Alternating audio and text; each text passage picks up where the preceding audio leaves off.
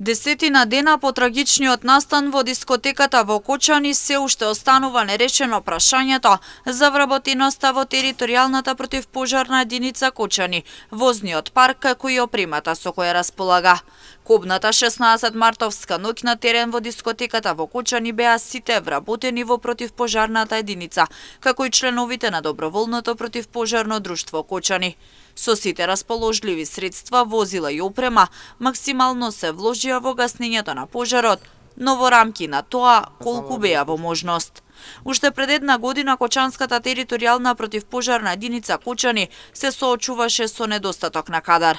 Во 2023 година командирот Драган Апостолов апелираше до надлежните да преземат мерки со цел вработување на нови лица. 2018 година територијалната противпожарна единица брои 16 лица.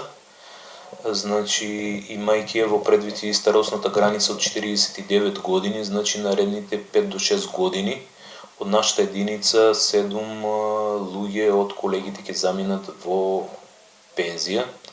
Па така ова нека послужи како еден вид укажување до надлежните служби дека нешто мора да се преземе по овој сегмент за вработување на нови лица и освежување на територијалната противпожарна единица.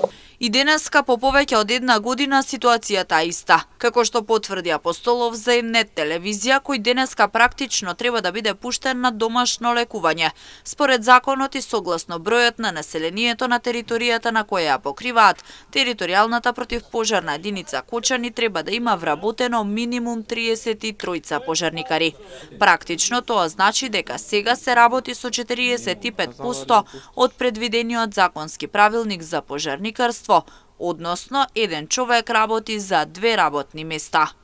Но освен недостатокот на вработени во Кочанската територијална противпожарна единица, проблем е и недоволната едукација за справување со вакви ситуации. Како што посочува председателот на доброволното противпожарно друштво Кочани Златко Илиев, во наредниот период друштвото на големо ќе работи за да се зголеми едукацијата кај граѓаните како да реагираат за време на пожари.